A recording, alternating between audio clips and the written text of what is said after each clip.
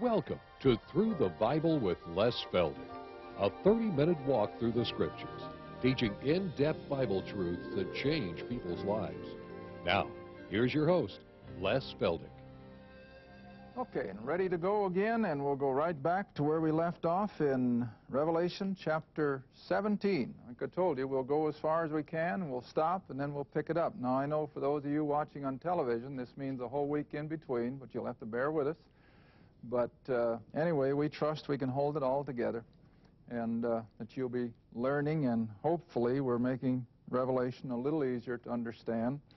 But anyway, if you'll come back with me now to chapter 17, and we'll pick up where we left off there in verse 3.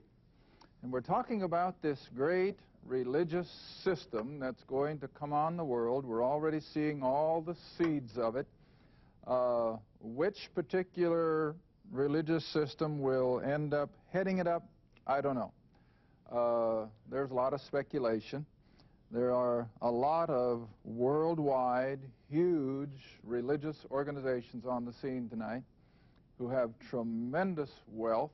They have tremendous political power, and they have, for the most part, been persecutors of true believers. I made mention of that in a program some time ago. In fact, I guess a couple of years ago. I guess I was reading it in one of the little books that we've transcribed. But you see, it's always been that way.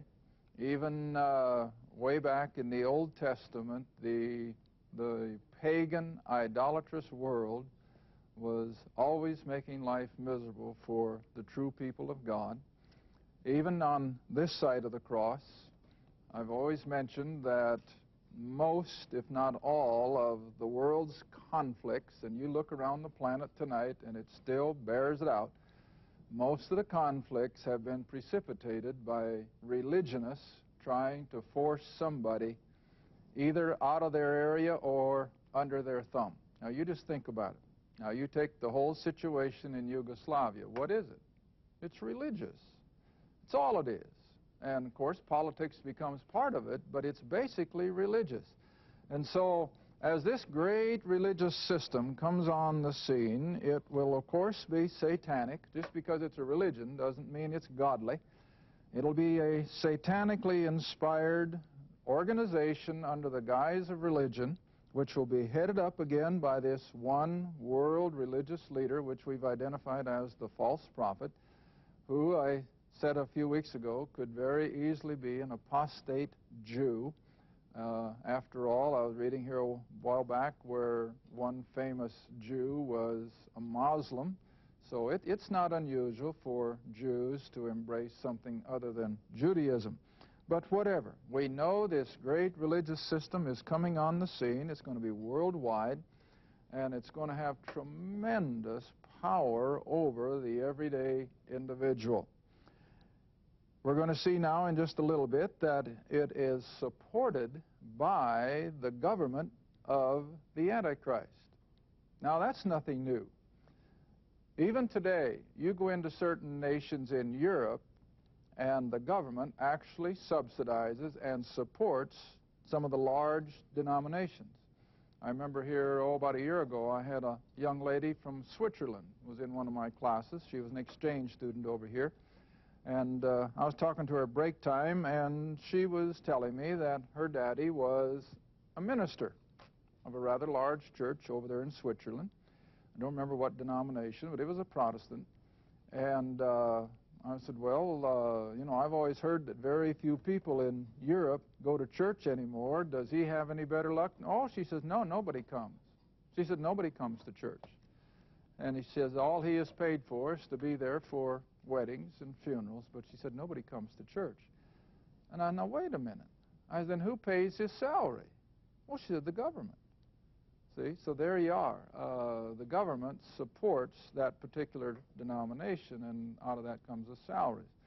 Well, you see, this was the very nature of the thing when our forefathers left Europe and took sail for America, is that they wanted to come out from under that big hand of the government who was literally subsidizing their particular church. And that's why our forefathers were so adamant in the separation, as they called it, of church and state. Now, that didn't mean that they didn't want God in government. See, that's where we have completely twisted it all around. Our forefathers certainly did not intend to take God out of government, but they did not want government to run their church.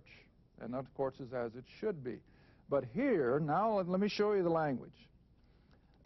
Verse 4, the woman was arrayed in purple and scarlet, decked with gold, precious stones, and pearls, a golden cup in her hand. What does all that speak of?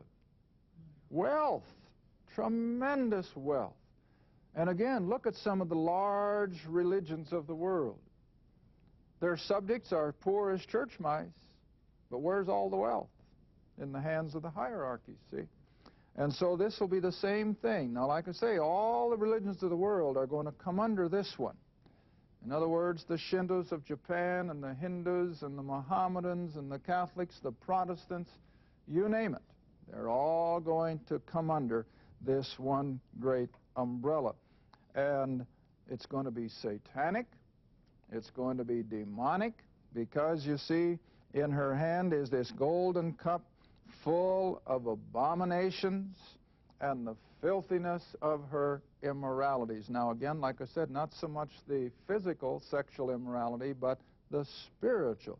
This amalgamating, see? This amalgamating of idolatrous worship, of so-called biblical worship or whatever, and it's just a tremendous amalgamation of all these various idolatrous religions. And then verse 5. And I'm going to come to the point that she is carried by the government in verse 7. But verse 5, upon her forehead was a name written, Mystery, from which we get the word secret, of Babylon the Great, the mother of harlots, and the abominations of the earth. Now, those of you who were with me way back when we were studying in Genesis, and when that early post-flood group of people gathered there in the valley of Shinar on the Euphrates River, and they built the Tower of Babel, what began at that point in human history? Well, all pagan, idolatrous religion. In fact, any cult today, if they are a true cult, even though they may use a certain amount of Scripture, yet you can take parts of their doctrine that'll put their roots right back in the Tower of Babel. Every one of them. And all of the religions of the world have their roots going right back to the Tower of Babel. That's where it all began. And that's what Paul meant. You remember in the verse we read several weeks ago now, according to our programming, in 2 Thessalonians, when he said, for the mystery of iniquity doth already work. Oh, it's been working ever since they scattered from the Tower of Babel. And it has been a constant adversary of the true worship of Jehovah God. First for the Jew. What was Israel's nemesis all through her early history? Going into idolatry, see? Baal worship, Moloch. What were those? Those were all idolatrous gods, see? All right, now you come on this side of the cross, and you have Paul going out into the Gentile world. What was he confronted with? Well, let me show you an example. Come back to the book of Acts, just for one example.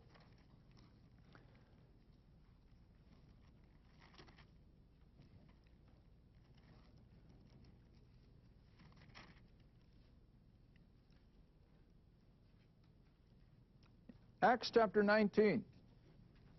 Acts chapter 19. This is just one good example in Paul's journeys up into Asia Minor, as he is taking now the gospel of the grace of God to the Gentile world. And as he and Barnabas had come into Ephesus, multitudes of those pagans were being converted. Now, as they were being converted to Paul's gospel, what were they doing with their idols? Well, they were pitching them, throwing them away. Now, that in turn, you see, caused the ire then of the men who made their idols, and that's the silversmiths, see? All right, now look what happens when Christianity began to make inroads into the idolatrous worship of these pagan religions. And it's no different today. It's not one whit different. Verse 23, and the same time, that is of Acts 19, and the same time there arose no small stir about that way. What way? Paul's way, the gospel of grace. For a certain man named Demetrius, a silversmith, who made silver shrines for Diana, see, a female goddess, brought no small gain to the craftsmen, the silversmiths, and whom he called together with the workmen of like occupation. He said, Sirs, you know that by this craft of making silver shrines of Diana, we have our what? Our wealth. And after all, what is the engine? Now, we had a great junk bond broker of a few years ago who made the saying rather popular that there's nothing wrong with greed. So I've already answered my question. What is the engine of economy? Greed. Greed. It's that constantly wanting more and more and more. And that's what fuels it.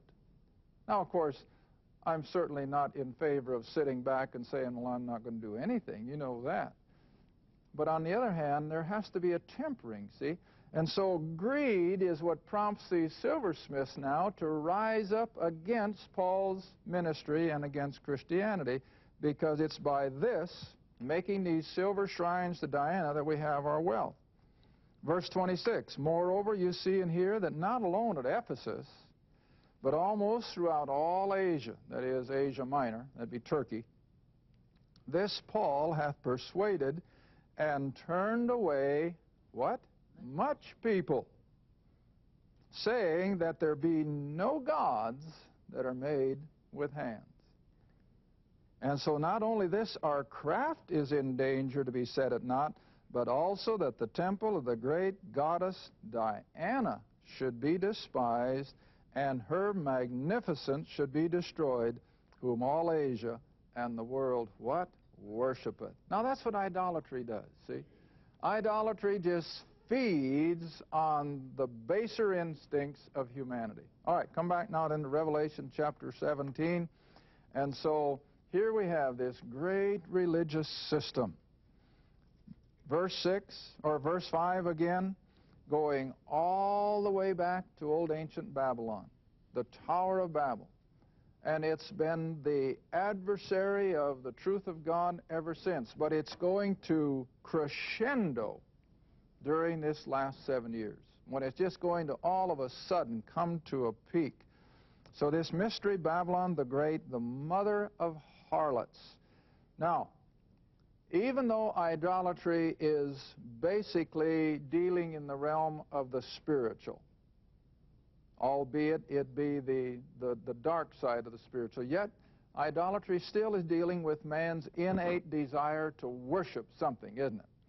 But when you get into a study of pagan worship, especially back at the time of Paul and the New Testament, you want to remember that part and parcel of their worship was gross immorality.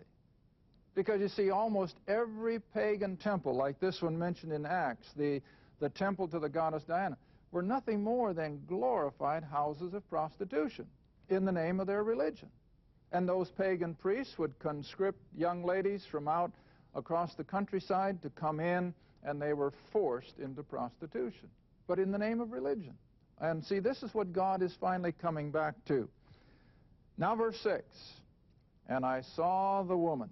Now remember, we're talking about the religious system. Just like the beast refers to the political system, this woman here is referring to the religious system again. And I saw the woman drunken with the blood of the saints. Who has been the persecutor of true believers? Religion. of one sort or another. And so they've been filled with the blood of the saints and with the blood of the martyrs of Jesus. And John says, when I saw her, I wondered with a great admiration. I suppose he had to wonder at all of their wealth and their pomp and their circumstance, see, and their power. Verse 7, and the angel said unto me, wherefore did you marvel? I will tell thee the mystery, or the secret, of the woman and of the beast that carries her. Now, what does that tell you? If you've got a beast of burden carrying something, it's supporting it, isn't it? All right, so what you really have here now then is that this revived Roman Empire, this great political worldwide system now, headed up by the man Antichrist, is going to subsidize, is going to support this world church. See that? And the church is riding upon it.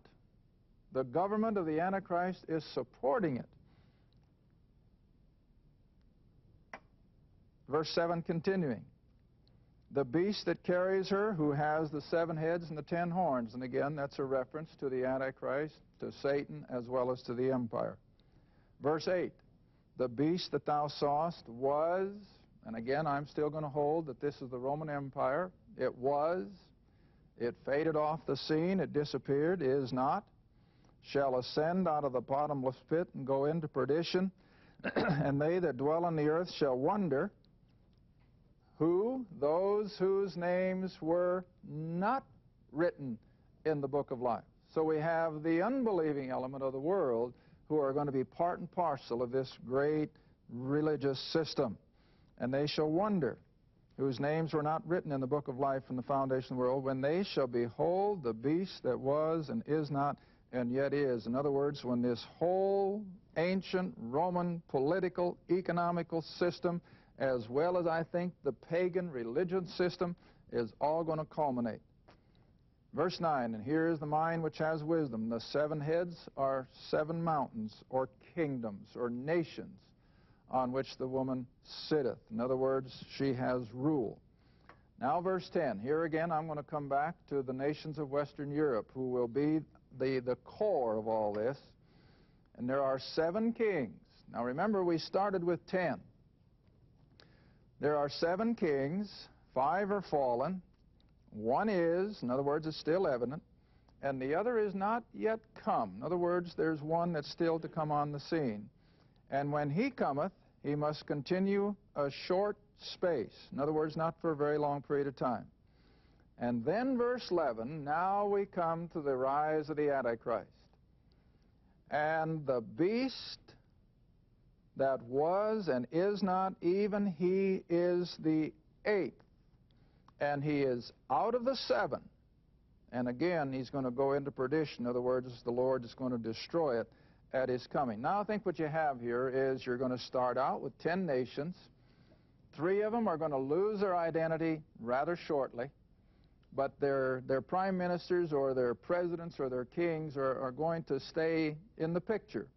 But the sovereignty of their nation will be lost, and so the 10 will be down to 7. And then out of the 7 will come the Antichrist, who will then take over complete control, and the others just fade off the scene, and he then is the 8th. All right, and then verse 12, and the 10 horns which thou sawest are 10 kings. Now see how plain that is? There's no gimmick here. The 10 horns were 10 kings or presidents or prime ministers, whatever their title may be. And they have received no kingdom as yet. In other words, they don't have the power and the political clout that the Antichrist will have. But they receive power as kings for 1 hour, for a short period of time, with the beast or with the Antichrist and his empire. Now, here's what they'll do. They'll all agree, have one mind, and they'll give their power and their strength to whom? The Antichrist, the beast. And there he's got it. That's what he's been working for. He's been maneuvering. See, remember when we've taught this, several weeks ago, that he'd come in with peace and prosperity and flatteries, see? He's not going to come in and take it over with civil war. He's going to manipulate. He's going to be a smoothie. And all of a sudden, he's going to have the preeminence. Now then, leaping, of course, to the end of the 7 years in verse 14, all these nations under the headship of the Antichrist and the false prophet, they shall make war with the Lamb, and the Lamb shall overcome them, that is, at Christ's second coming. For he is Lord of lords and King of kings, and they that are with him are called, that is, you and I will be coming with him now, remember, chosen and faithful. And he saith unto me, the waters which thou sawest, where the whore sitteth, in other words, where this great religious system is operating, are people and multitudes and nations and tongues. In other words, it's just that. It's a worldwide religious system. Verse 16, and the 10 horns which thou sawest upon the beast, these shall, now all of a sudden you got a change in language. Now watch it. You come back again to verse 7. Where is this religious system riding? On the back of the beast. In other words, it's being subsidized by it. Now look what happens in verse 16. For the 10 horns that thou sawest upon the beast, these shall hate this whore, or this religious system, and shall make her desolate and naked, and shall eat her flesh and burn her with fire. Now that's just again symbolic language. What is the Antichrist going to do with this religion? He's going to destroy it. Why? Oh, now come back again to Thessalonians. Let's compare Scripture with Scripture.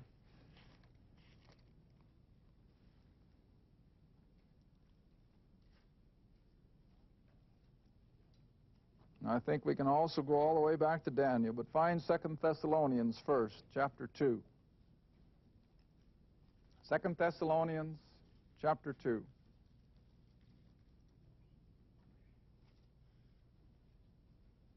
All with me? 2 Thessalonians, chapter 2, and come down to verse 4.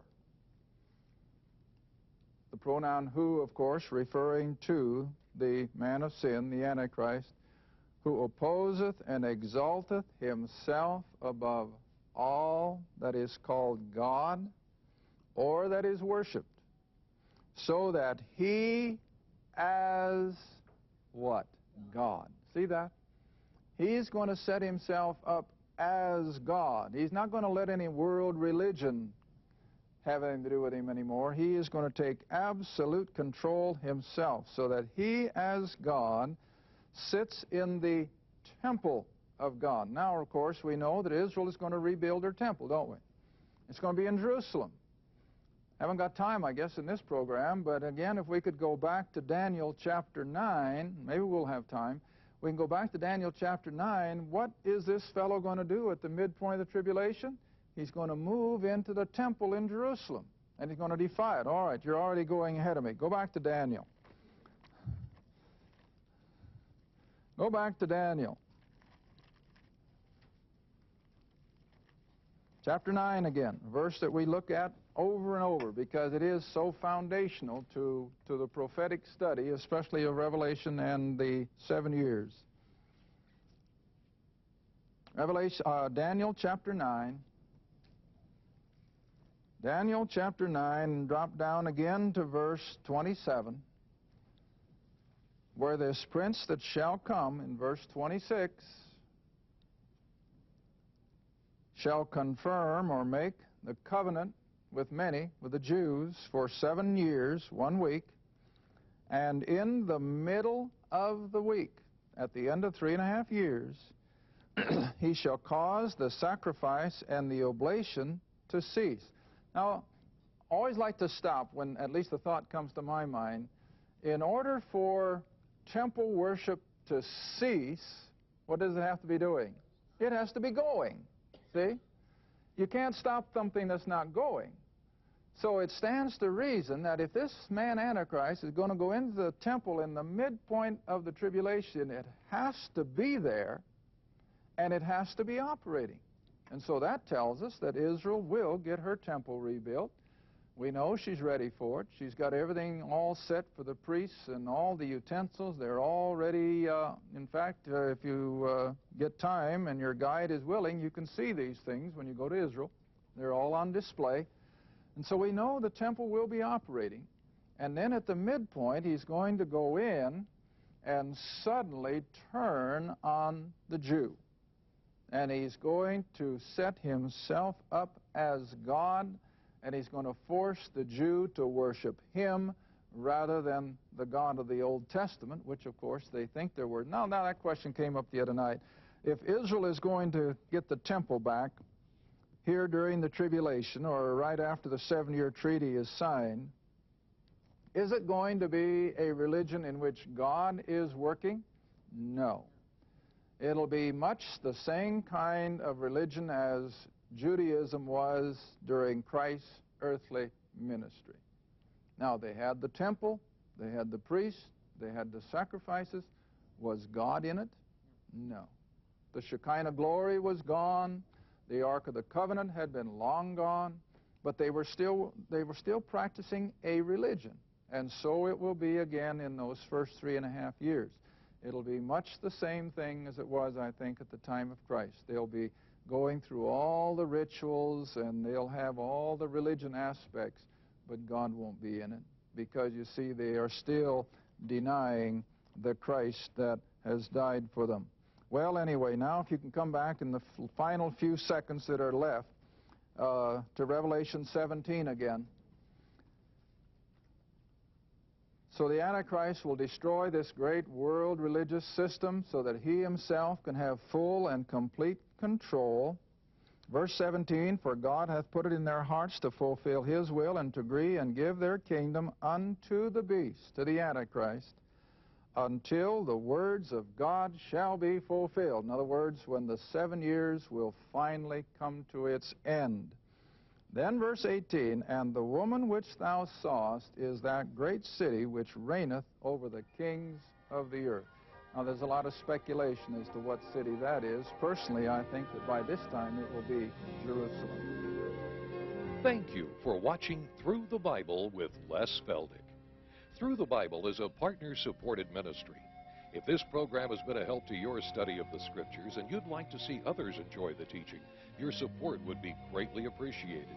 Write to us at Les Feldick Ministries, 30706 West Lona Valley Road, Kinta, Oklahoma, 74552.